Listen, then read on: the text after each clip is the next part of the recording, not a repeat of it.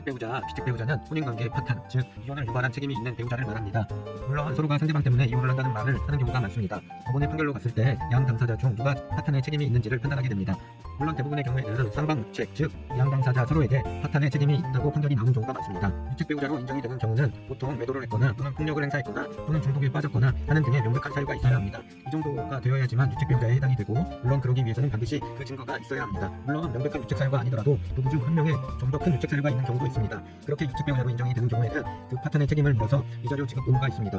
물론 쌍방 비책의 경우에는 서로에게 파탄의 사유가 있기 때문에 이자료는 인정되지 않습니다. 앞에서 언급했듯이 유책 배우자로 인정이 되어서 이자료를 받기를 원한다고 하면 반드시 그 증거가 있어야 합니다. 증거가 없으면 아무리 상대방이 유책 배우자라고 하더라도 이자료가 인정되지 않습니다. 그리고 유책 배우자로 인정되면 유책 배우자는 본인이 이혼을 원하지 않는다고 주장하더라도 이혼이 될 수밖에 없습니다. 상대방 배우자가 이혼 의사를 철회하지 않는 이상은 이혼이 될 수밖에 없다는 말입니다. 단 아무리 유책 배우자라고 하더라도 그 유책 사유는 위자료에 관한 것에만 영향을 미치고 특별한 경우를 제외하고는 재산 분할에는 영향이 없다는 말입니다.